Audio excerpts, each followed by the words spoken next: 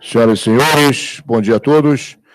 A seguir, daremos início à entrevista coletiva que tem por objeto a 56ª fase da Operação Lava Jato, denominada Operação Sem Fundos.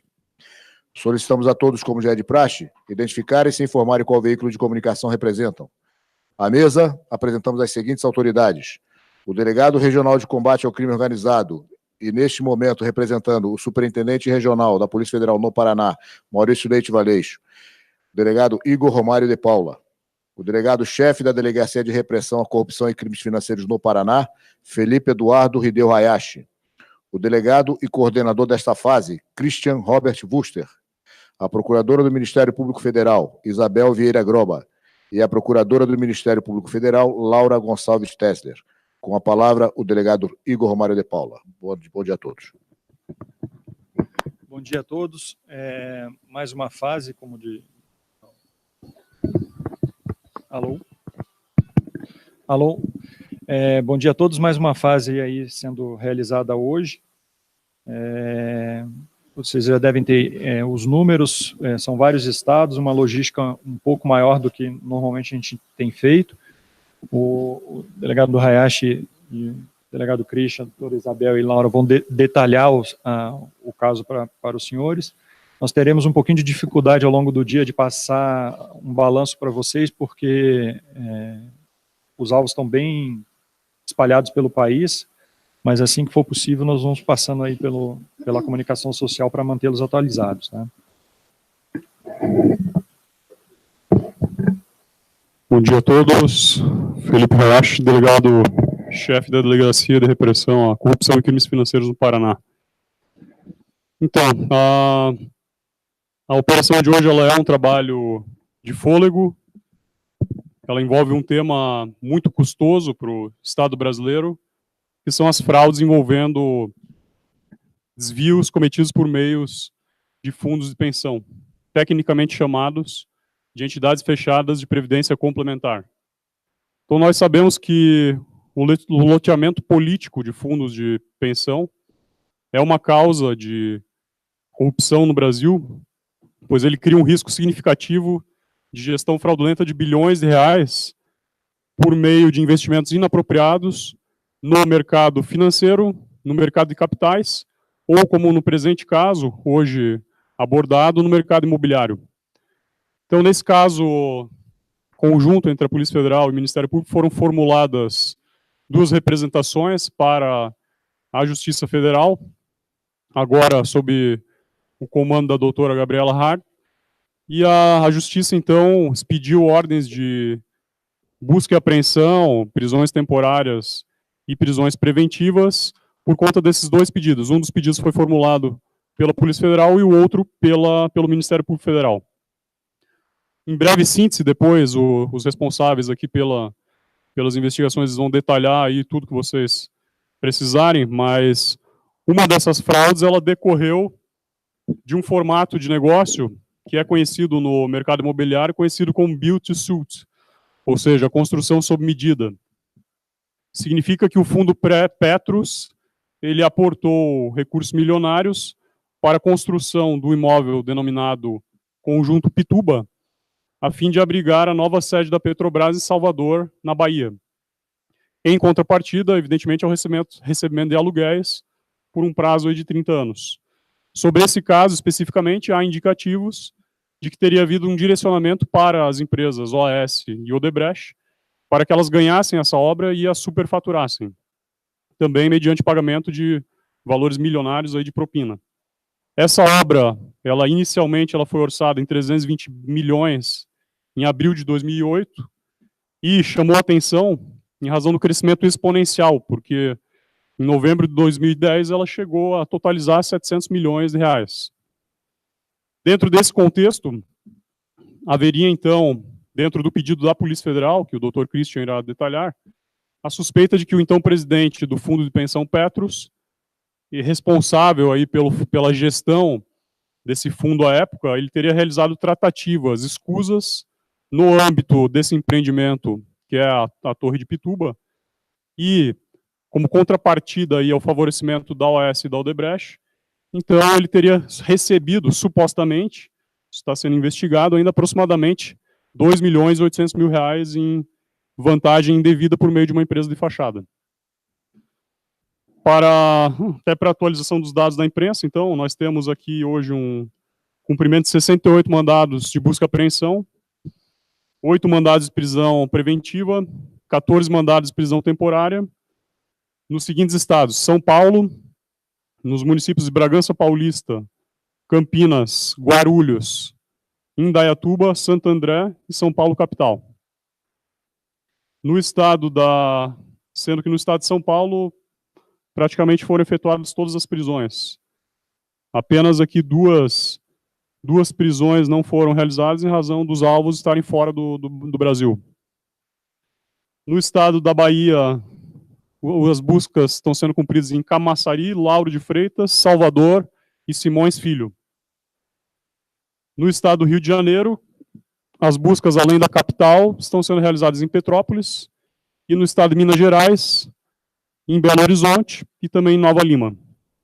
Os presos preventivos eles serão conduzidos para a superintendência aqui no Paraná, e os presos temporários, em princípio, eles ficarão no local da prisão. Posteriormente, podendo ser reavaliado o deslocamento deles para a superintendência aqui no Paraná, para os procedimentos seguintes à operação. Então, passo a palavra aqui ao Dr. Christian para ele detalhar aí, fornecer mais informações sobre a investigação da Polícia Judiciária.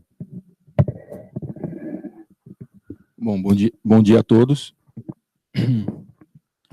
Essa investigação, ela se inicia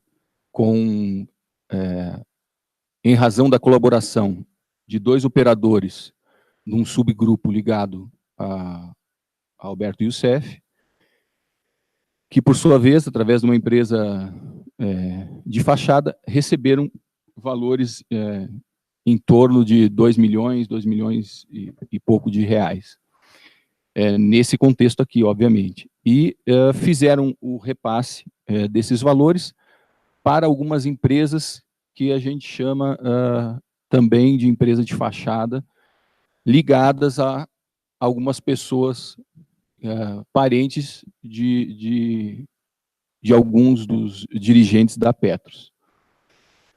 A partir das pesquisas realizadas, a gente percebeu que essa empresa não tem um funcionamento propriamente dito, não tem empregados registrados, enfim, e esse dinheiro circulou por essas contas e foi beneficiar de forma transversa o dirigente da Petros. Então, a investigação da Polícia Federal em si tem esse contexto todo que a gente denomina como lavagem de dinheiro, uma vez que é a ocultação desses valores nitidamente ilícitos, passando por contas e sendo estruturados, colocados no mercado lícito através de empresas de fachada. O que acontece basicamente aqui, em termos de hipótese, é que nós temos algumas hipóteses sobre a efetiva origem desses valores. Dentre elas, obviamente, os valores superfaturados do empreendimento já citado pelo Dr. Hayashi, que foi muito bem conduzida na investigação pelo Ministério Público, que está com essa parte da investigação. Então, as investigações se conectam nesse sentido, e também a outra hipótese é algumas fraudes em outros investimentos do fundo Petros. As buscas, no nosso caso, servem exatamente para detalhar identificar a origem desses recursos para que a gente possa definir com certeza, em termos de lavagem de dinheiro, qual é o crime antecedente. Se nós estamos falando de gestão fraudulenta, se nós estamos falando de corrupção ativa e passiva, ou se nós estamos falando das duas coisas, que é possível também. Então, não tinha como fazer uma investigação sem a outra, porque elas são correlatas, estão intimamente ligadas. Então, a nossa investigação, nós não pedimos nenhum mandado de prisão, especificamente, só de busca, até porque nós tínhamos essas hipóteses a serem corroboradas agora com o material apreendido. As buscas estão em andamento nesse instante, e aí, assim que a gente tiver mais dados, como o doutor Igor falou, a gente reportará a vocês. Então, eu agora passo a palavra ao Ministério Público Federal, que vai tratar do outro contexto que está ligado à nossa investigação.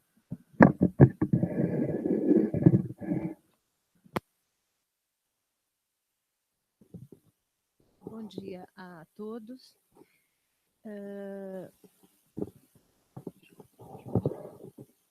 Como já referido pelo delegado... Alô? Alô?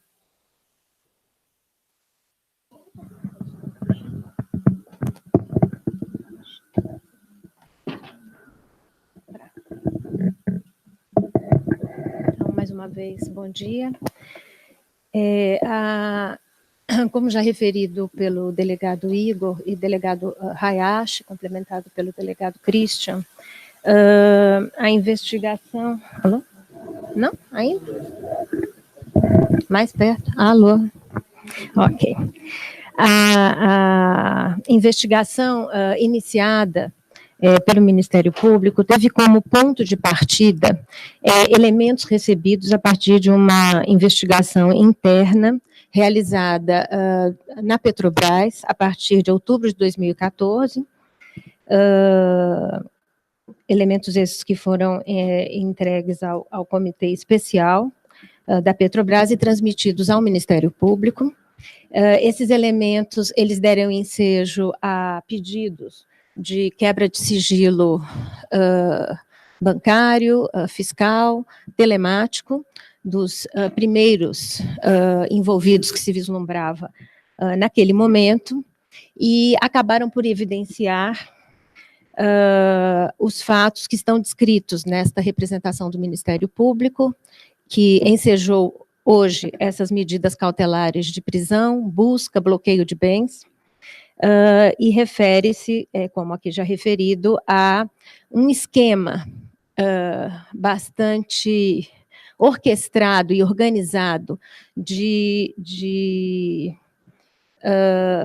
sangria, né? Mais uma vez, dos cofres da Petrobras e também de atentado à rigidez financeira do Fundo de Pensão Petros. Essa obra da Torre Pituba, como aqui referido, foi concebida para ser um empreendimento conjunto Petros-Petrobras, porque a Petrobras se comprometeu a realizar a obra, a Petros se comprometeu a realizar a obra e a Petrobras se comprometeu a alugar o prédio por 30 anos. Né? Sem o comprometimento da Petrobras, o fundo de pensão não poderia ter realizado o investimento. Então, Petros e Petrobras, durante todo o planejar deste empreendimento, se reuniram em grupos de trabalhos, em vários grupos de trabalhos foram montados, e integrantes desses grupos de trabalho, eles se conluiaram, né, com os dirigentes da Petrobras e também com dirigentes da Petros, para fraudar todo o procedimento que culminou com a contratação da OAS e da Odebrecht para realizar a obra. Para realizar a obra, primeiro se passou por uma fase de contratação de projeto, contratação de uma empresa gerenciadora da obra. Os dirigentes dessa empresa gerenciadora, desde o primeiro momento, já estavam em conluio com os dirigentes e presidente, diretor financeiro e de investimentos da Petros. A empresa gerenciadora, em conjunto com esses dirigentes, já escolheram, primeiramente a Odebrecht, depois a OAS, para realizarem a obra. E essa empresa de gerenciamento era uma empresa praticamente sem estrutura nenhuma, Com esses contratos fraudulentos celebrados com a Petros, essa empresa gerenciadora chegou a receber mais de 69 milhões de reais, e os trabalhos de gerenciamento praticamente não eram realizados, porque quem produzia todos os projetos, todos os levantamentos para realizar a obra já eram a OAS e a Odebrecht, que recebiam dessa empresa gerenciadora, em conluio com funcionários da Petrobras, informações privilegiadas no âmbito desse contrato de gerenciamento. Eles também fraudaram a celebração de um contrato de realização do projeto executivo da obra, com uma empresa de nome, a empresa gerenciadora era Mendes Pinto Engenharia, a empresa de projeto executivo Shibasa Projetos de Engenharia Limitada, também sem qualquer estrutura. A quebra telemática mostra a forma como informações eram trocadas entre o OAS, Odebrecht e a empresa gerenciadora, para a realização daqueles estudos preliminares e a própria cotação de preços para o processo seletivo de contratação da obra. Então, quem construiu a planilha de preços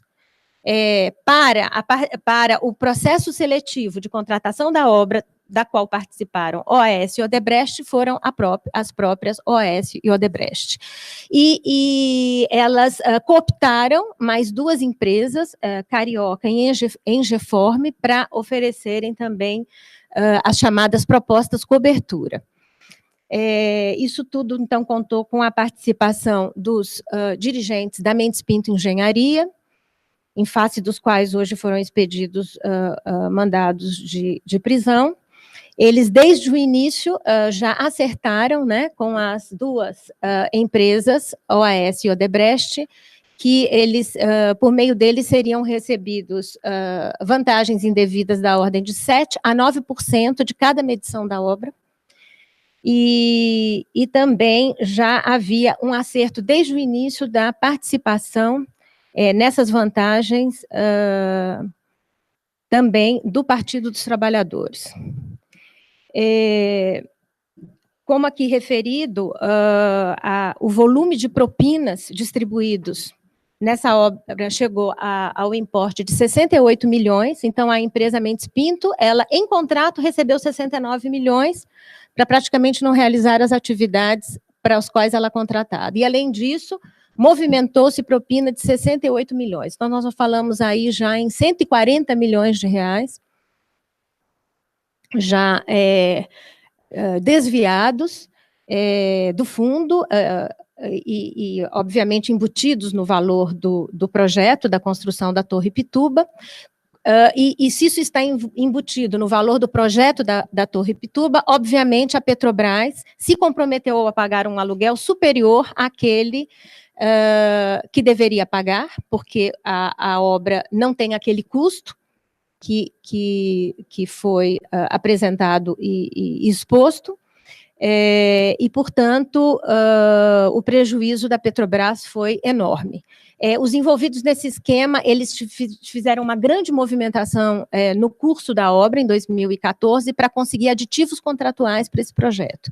Então, era um projeto que inicialmente era previsto como sendo da ordem de 320 milhões, saltou para 700 milhões, depois foram acrescentados mais 158 milhões. Esse projeto, ele acabou somando 1 bilhão e 300 milhões. A Petrobras se comprometeu em valores não totalmente atualizados de 2016, eu não tenho esse valor atualizado aqui agora. Ela se comprometeu financeiramente em mais de 1 bilhão e 400 milhões, né, porque é a projeção daqueles aluguéis que ela vai pagar no futuro e, portanto, superiores aos que deveria estar pagando. Durante todo o curso do empreendimento, ou seja, de 2011, quando a obra começou, até 2016, houve distribuição de propina. Os colaboradores afirmam, e isso está comprovado por muitos elementos que já foram reunidos nessa investigação, que havia pagamentos praticamente mensais de propina para essa obra. né?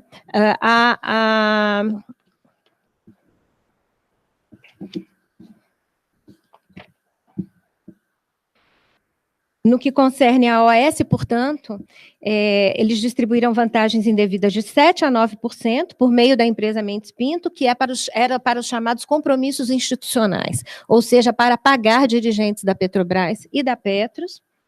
Esses pagamentos, no caso da OAS, eram feitos em espécie, em hotéis em São Paulo. Existe já um amplo levantamento, através de quebra telemática, quebra telefônica, né, de que esses integrantes da Mendes Pinto, eles se hospedavam em hotéis, em momentos em que as programações de pagamento de propina da OAS indicam que estas entregas estavam sendo feitas, já bastante elementos reunidos nesse sentido, e além de receber em espécie em hotéis em São Paulo, na sede da OAS e também em outros locais já identificados, eles receberam também por meio de contratos fictícios, todos esses valores, portanto, para as despesas, as chamadas despesas e compromissos institucionais. Também houve pagamento de cerca de 1% de todo o valor da obra para o Partido dos Trabalhadores, nesse caso, por pessoa interposta de João Vacari, a sua cunhada Marice, que recebia tanto valores em espécie, como também por meio de doações ao Diretório Nacional do Partido. Essa obra era uma obra vinculada à diretoria de serviços da Petrobras, e, portanto, Renato Duque também recebeu o seu quinhão nesta obra, dentro da linha da regra do jogo, né, em que toda a obra da Petrobras que se submetia à diretoria de serviços ensejava propina para Renato Duque. No que concerne a OAS, os pagamentos foram feitos através da sua empresa D3TM. No que concerne a Odebrecht, esses pagamentos foram feitos por meio de empresa offshore. Cooperação internacional também foi intensa nessa investigação, revelando empresas offshore com contas sediadas no exterior e que, então, eram utilizadas para recebimento dessas vantagens. Também o ex-presidente da Petros recebeu uma enorme soma de valores, tanto em espécie, operacionalizadas por marqueteiro do Partido dos Trabalhadores, da ordem de mais de 3.020 mil reais, no que concerne a OAS, e também, quanto à Odebrecht, os pagamentos...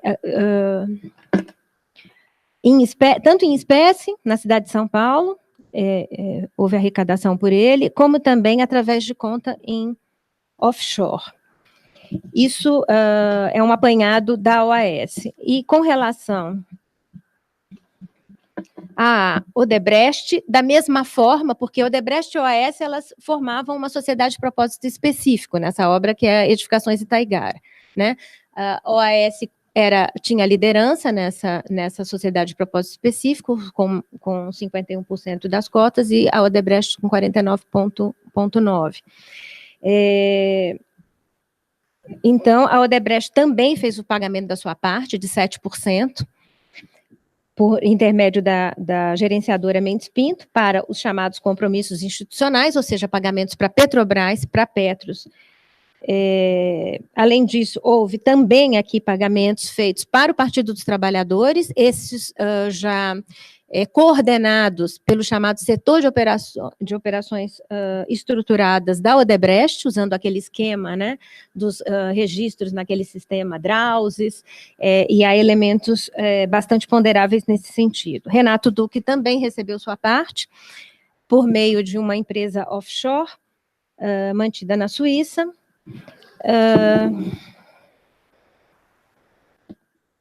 E esse basicamente é o resumo aí da distribuição das propinas, como já identificadas até o momento, da ordem de 68 milhões. Eu registraria que o que permitiu realmente a fazer avançar essa investigação foram as quebras de sigilo, né, bancário, telemático, fiscal, e também a cooperação jurídica internacional havida, né, com outros países nesse caso. Então, esse basicamente é o resumo daquilo que até hoje nós apuramos e pretendemos agora com essa fase, com estas medidas cautelares que foram hoje cumpridas, conseguir avançar nessa investigação para conseguir realmente delimitar de forma completa todas as condutas de corrupção ativa, passiva, de gestão fraudulenta, organização criminosa e lavagem de dinheiro. Então, é isso que nós pretendemos agora envidar todos os nossos esforços para conseguir concluir essa investigação, identificar, delimitar totalmente as condutas e apurar os fatos em toda a sua extensão.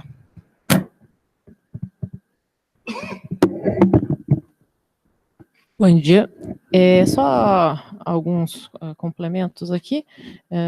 De fato, essa é uma investigação que foi bastante complexa, envolve uma série de atores, valores bastante significativos e revela, mais uma vez, o prejuízo causado à Petrobras, o efeito nocivo da corrupção, e nesse caso não apenas o prejuízo à Petrobras, mas o prejuízo ao fundo de pensão, e reflexamente as pessoas que depositaram toda a esperança da sua aposentadoria, de uma velhice tranquila, vendo os seus valores geridos de forma fraudulenta e direcionados mais ao atendimento a interesses privados do que favorecer o interesse daquelas pessoas que realmente deveriam ser protegidas.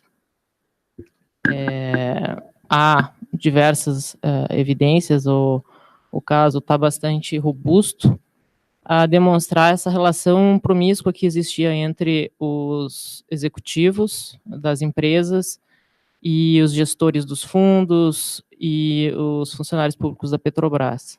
Então, mais uma vez se destaca isso, o efeito nocivo e a necessidade de que esse tipo de conduta seja combatida e que seja extirpada do serviço público.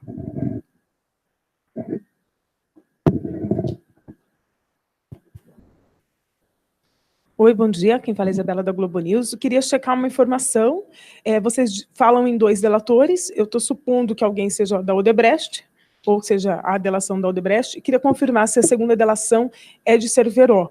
Caso seja de Cerveró, há um repasse de parte dessa investigação que foi feito em 2016 ainda por o juiz Sérgio Moro, que cita o ex-governador da Bahia justamente nesse período, que é Jacques Wagner. Queria saber se ele é alvo da operação de hoje.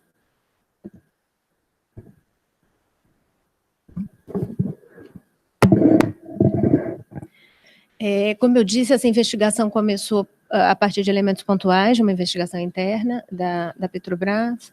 Não havia, naquele momento do início da investigação, qualquer acordo de colaboração celebrado ali ainda com a Odebrecht.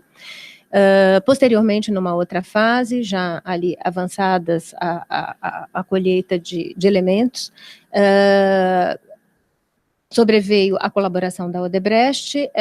Esses elementos que nós já havíamos coletados, eles ficaram confirmados pela colaboração de executivos que atuavam na Odebrecht Realizações Imobiliárias, né? Porque aqui a gente fala de Odebrecht, mas a empresa da Odebrecht que participou desse esquema, em particular, foi a Odebrecht Realizações Imobiliárias.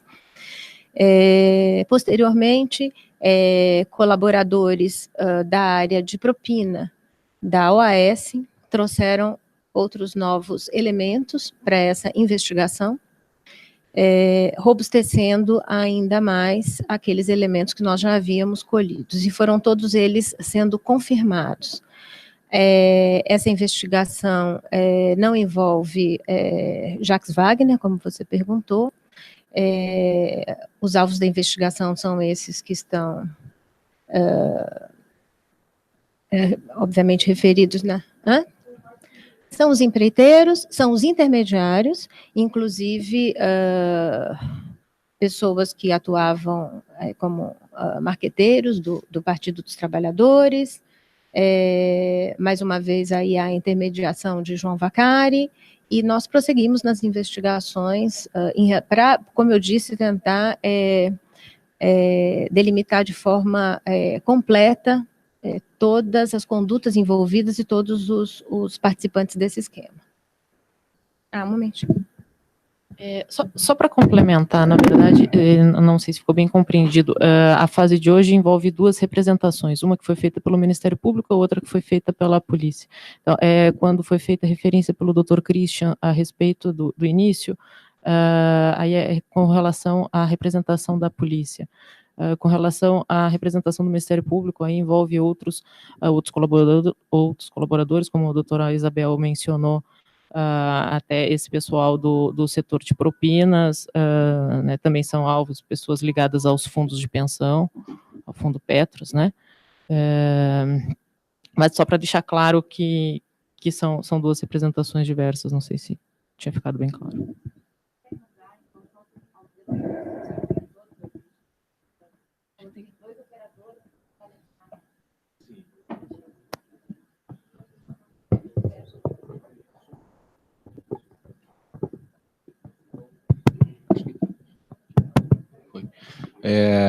Em relação à nossa investigação, os dois delatores são Roberto Trombetta e Rodrigo Morales, ligados ao Alberto Youssef. O que a doutora falou agora é justamente isso. Nós temos duas investigações em andamento e elas são conexas, elas se correlatam quando elas seguem até os representantes da Petros. A partir daí, elas se conectam, e aí nós temos, inclusive, alvos em comum. Então, para entender a dimensão disso tudo, a investigação do Ministério Público está restrita, ou melhor, ela atinge um patamar que a nossa não atinge, ela está em outro viés, mas elas têm laços em comum. Inclusive, o nosso crime antecedente relacionado ao dirigente da Petros pode estar ligado, é isso que a gente vai concluir nos próximos dias, à questão do prédio Pituba.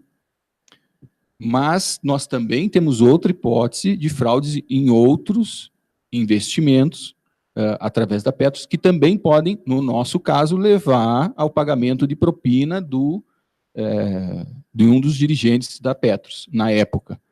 Então, isso tudo agora a investigação vai definir, e para que vocês entendam essas duas situações, né? Mas realmente os nossos colaboradores, Roberto Trombetta e Rodrigo Morales, do subgrupo do Alberto Youssef. Exatamente. Fizeram através de uma empresa utilizadas por eles, fizeram pagamentos para uma outra empresa de parentes desses dirigentes.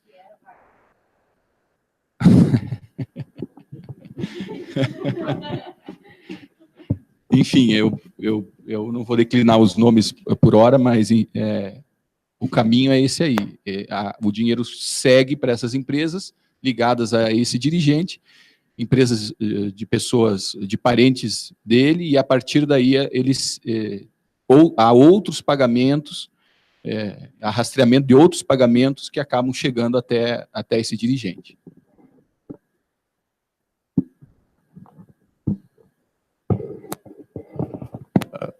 Bom dia, Rafael Moro, Valor Econômico. Apesar do Dr. Christian ter dito que não vai declinar nomes, eu preciso perguntar se o Wagner Pinheiro de Oliveira, ex-presidente da Petros, Marice, cunhada do João Vacari, e Valdemir Garreta, marqueteiro do PT, estão entre os presos, são presos temporários ou presos preventivos?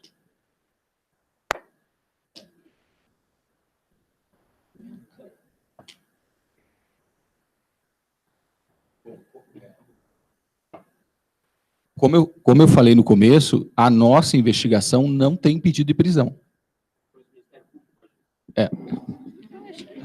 Como é que tá? Já tá. Pode responder. Aqui, ó. Aqui. Roubando de você.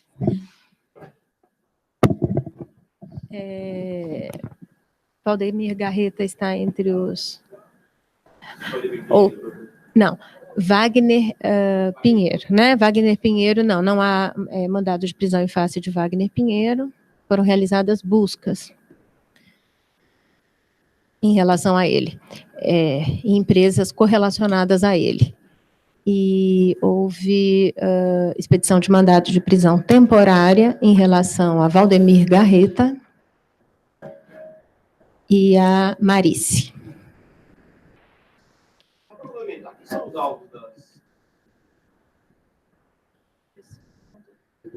Não sei se foram todos cumpridos.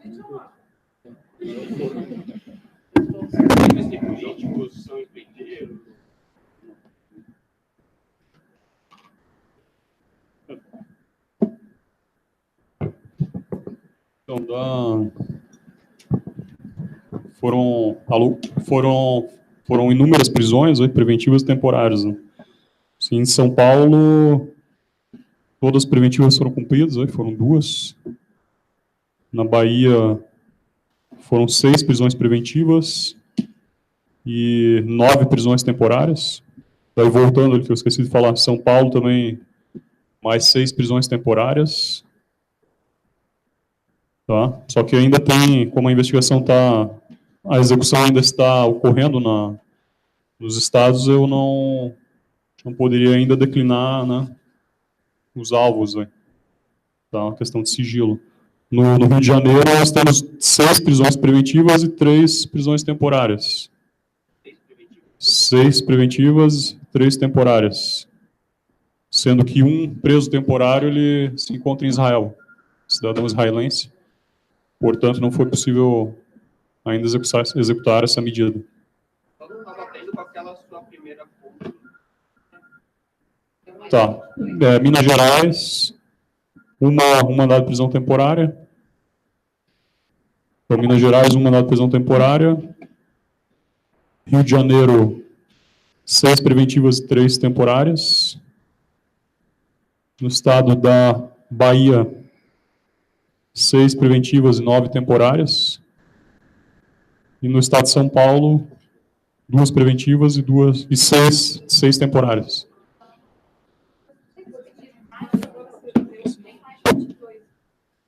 Teve uma atualização aí na véspera da operação. Por São Paulo, sim, total... Não, São Paulo, 6 mais 2, 8. Bahia, 6 mais 9, daí 15, né? Rio de Janeiro, 6 mais 3, 9. E Minas, 1. Então, ao final da execução, nós vamos ter daí exatamente o que está pendente ainda, mas 3 presos, eles estão no exterior, daí tem um em Israel, um nos Estados Unidos e um terceiro em Portugal. E outros 2 ainda não foram localizados. Tá, então a equipe está tentando fazer essa execução aí. Acredito que mais algumas horas nós tenhamos o número fechado final da operação.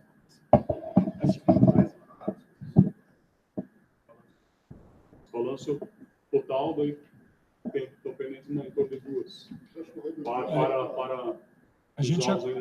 Nós já confirmamos para vocês o número das prisões certinho, porque dá uma alteração nessa numeração, porque ocorre de um mandado de prisão, ele pode ser cumprido tanto em São Paulo, como na Bahia, como no Rio de Janeiro, então essa conta pode não fechar, mas a gente confirma logo na sequência e repassa para vocês. São 23 22. 22. Não, então. 22. É porque pessoas que, em face das quais havia mandado havia mandado em São Paulo, ela está no Rio. No momento da prisão, então ela fica como Rio, mas é São Paulo. São 14 temporárias e 8 preventivas. O número é aquele mesmo. 22. Dá para aumentar. Isso. São 22 alvos. Isso. Eu tenho uma pergunta para fazer para a doutora Isabel, para a doutora Laura, para determinar para a gente o valor exato dessa propina? 140 milhões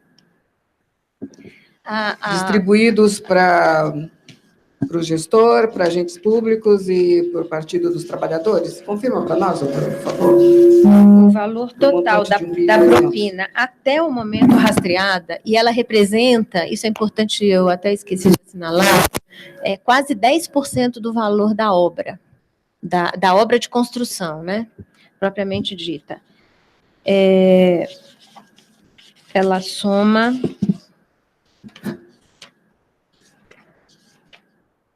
Acho que é aqui no release, né?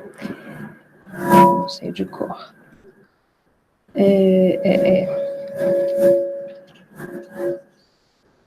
68.295.866 reais. Esse é o valor da propina. O que eu referi a 140 milhões, porque eu fiz a referência ao fato de que a empresa gerenciadora, que foi por meio dela que se orquestrou lá no início todo esse esquema de crimes, ela mesma, no seu contrato de gerenciamento, recebeu da Petro 69 milhões. Né? Então, a gente somando as propinas com o próprio contrato dessa empresa que não fez, senão fraudes que atingiram a Petros e a Petrobras, a gente soma aí 140 milhões, né? Que não deveriam ter sido gastos. Fora o valor do contrato com a empresa, por exemplo, que fez os projetos executivos, a empresa Shibasa, que recebeu mais 14 milhões para isso, sendo que os projetos eram feitos todos pela OAS e pela Odebrecht, né? Nesse esquema de fraude, de conluio que foi estabelecido. Mas de propina rastreada são 68 milhões até o momento. Hoje, a gente, quando fala em obra, a gente teria que separar a obra de construção, né? Porque o valor da obra de construção atualizado, ele chegou a 747 milhões em valores históricos de novembro de 2010. Esse é o valor da obra. Agora, o empreendimento completo, em valores de hoje...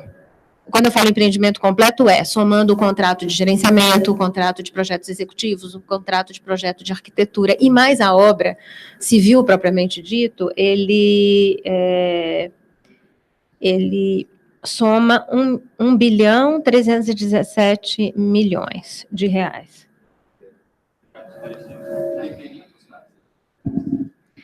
A obra de construção civil é que se imaginou no início custando 320 milhões. Depois ela saltou para 700, porque eles foram, nessa manipulação da fraude, para a contratação da OAS e da Odebrecht, eles incluíam e excluíam itens da obra, porque eles precisavam obter um valor que fosse factível de aprovação no Conselho da Petrobras. Né, porque a Petrobras ia se comprometer financeiramente por 30 anos com os aluguéis.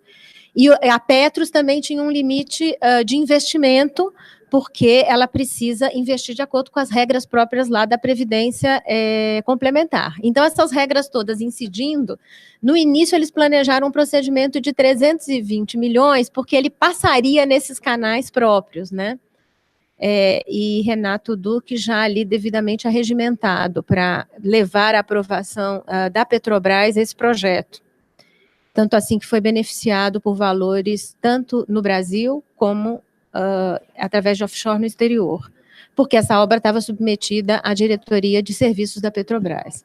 Então, apresentaram um valor inicial palatável, e depois, imediatamente, já incluíram itens, fizeram uma obra realmente de porte de grande luxo, né, que é a obra do prédio da Petrobras em Salvador, e então foram incluindo itens, a obra passou para 700 milhões, na licitação venceu a proposta de 588 milhões, eles fizeram aditivos que montaram em mais 158 milhões, então no somar de tudo isso em valores atualizados, obra mais projetos, hoje a gente fala em 1 bilhão e 300 milhões.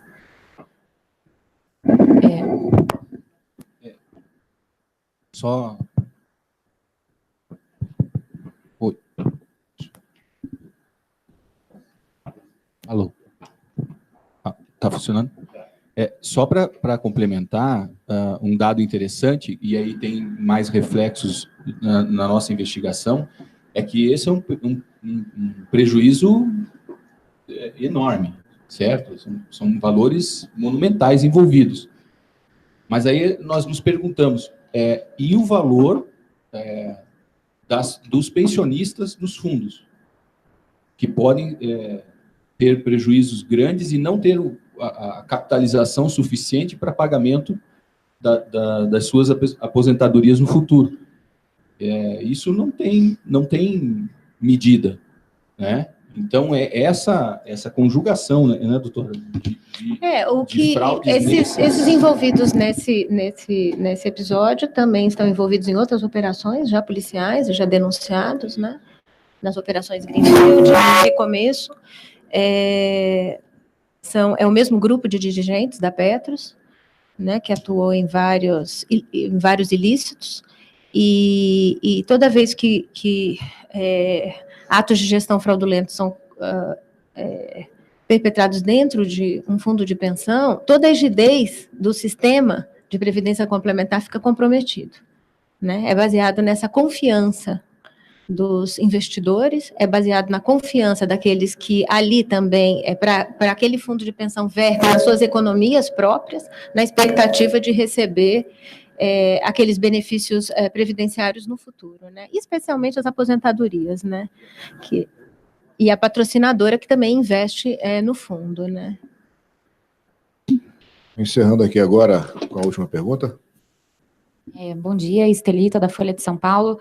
Eu tenho duas dúvidas. A primeira, em relação aos valores de aluguel desse prédio. A senhora falou, doutora Isabel, nessa propina da obra, né, no valor de construção da obra, mas eu queria saber se os pagamentos de aluguel também foram superfaturados, que esse prédio está alugado até hoje, se não me engano, né, se isso aí serviu para cobrir aquela propina, se a gente pode falar, então, que a Petrobras pagou 2 vezes, digamos, por essa obra, enfim, qual que é o entendimento em relação ao valor do aluguel? E a segunda pergunta é em relação ao mandado contra a cunhada do ex-tesoureiro João Vacari. Lá no início da Lava Jato, houve um mandado contra essa mesma pessoa e houve uma confusão num vídeo que foi usado até para fundamentar essa prisão com a irmã da cunhada, né? Era um vídeo que ela sacava dinheiro e, na verdade, não era ela, era a irmã, e aí ela foi solta e tudo mais. Eu queria só esclarecer o que há de provas contra a Marice nesse momento, enfim, por que ela foi detida, o que exatamente pesa contra ela, né? Em função desse histórico, né, em relação a ela. Então, nesse empreendimento, o proprietário deste prédio é a Petros, né? E a Petrobras se comprometeu a alugar e efetivamente assinou um contrato de locação de 30 anos. Esse contrato está em vigor. O aluguel inicial, com base em novembro de 2010, era de 3.975.000, ou seja, quase 4 milhões. Hoje, corrigido esse valor, ele já monta mais de 6,5 milhões mensais, né? Esse aluguel está sobrevalorizado? Com certeza ele está sobrevalorizado, porque as propinas pagas nesse esquema, o valor delas ficaram embutidos no valor da obra. Colaboradores falam isso de maneira muito clara, e isso é muito evidente das provas que estão reunidas. E o aluguel é calculado com base no valor total do empreendimento, total, inclusive com base no valor daquele contrato de gerenciamento a que eu fiz referência, ao valor total. É esse que é considerado para ser a base para o cálculo do valor do aluguel. Então, a Petrobras tem, obviamente, prejuízo com essa operação, né? E a Petros, porque registra um investimento que não vale aquele preço que está ali lançado também nos seus balanços, né? É um prédio que vale um valor, que tem um valor menor, porque ali está embutido esse sobrepreço da propina. E essa é a propina de 68 milhões rastreada até o momento, né? E como eu referi, os colaboradores, eles registraram também com bastante firmeza, e as provas mostram isto tem fundamento, havia pagamentos mensais, né? Esta obra da Torre Pituba, da sede da Petrobras em Salvador, era a obra que mais vertia propina paga pela OAS, na região ali, Nordeste, na Bahia. Então, foi um esquema realmente gigantesco. A ousadia nesse esquema também sempre chocante, porque pagamento de propina foi feito em 2015, 2016, né? Ele prosseguiu com contratos fictícios, eram pagos mensalmente, mesmo depois do avançar da Operação Lava Jato, né? A Petros, ela, na verdade, contratou um empreendimento por um valor e pagava por um valor acima daquele que realmente aqueles contratos valiam. E foi a Petros alvo desses atos, né, contínuos em vários contratos, né, contrato de gerenciamento, contrato de projeto executivo, contrato de arquitetura, contrato de construção, aditivos contratuais, todos esses contratos tiveram aditivos contratuais, todos esses contratos foram precedidos de procedimentos seletivos fraudados.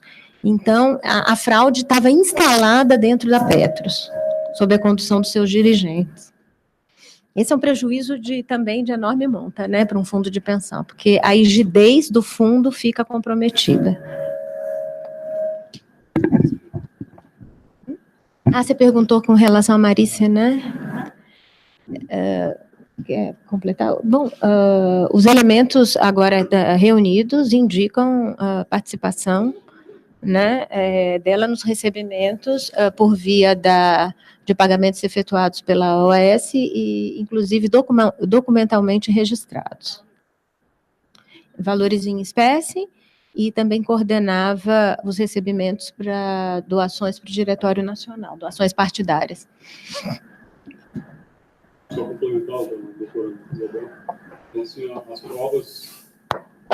provas, nesse caso, elas são robustas, principalmente por conta da utilização do instrumento da colaboração premiada. Então, nós estamos falando aí de elementos de informação e provas bastante significativas e fortes no sentido de chegar a essas conclusões nesse momento da apuração, embora a investigação ela vá avançar ainda nas próximas etapas. E só completando mais um pouquinho aquilo que eu tinha dito também, com relação à participação de Marícia, há elementos documentais, né, as quebras de sigilo telefônico mostram isso, do pagamento intermediado por ela de forma ali direta.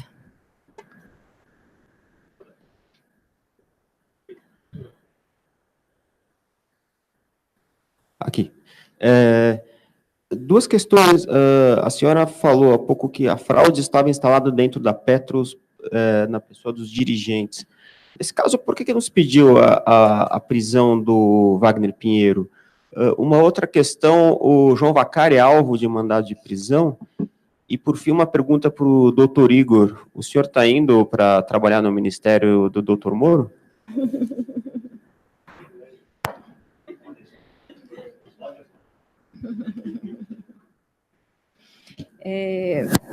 Os mandados de prisão foram requeridos em relação aos dirigentes da Petros que atuaram desde o nascedouro e inclusive na fase de celebração dos contratos, em relação aos quais elementos já foram reunidos de maneira ponderável em relação a isso.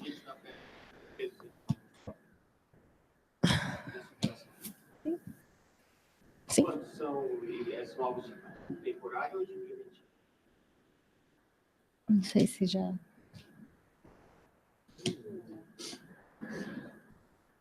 Não sei se já foram... Ainda não, né? Ainda não. Então, vamos aguardar. Com relação à pergunta direcionada ao doutor Igor, não faz parte agora do contexto da presente entrevista coletiva.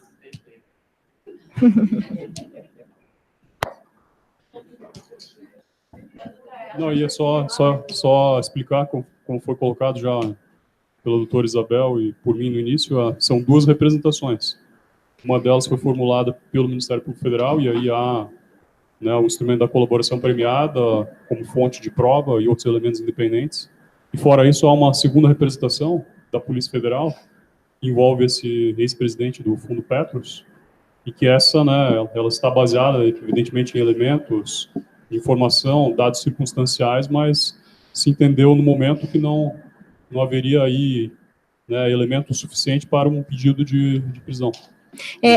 Todo esse período porque esses fatos se estenderam, inicialmente já lá em 2008, em 2009 se intensificaram, foram até 2016. Então, nesse período,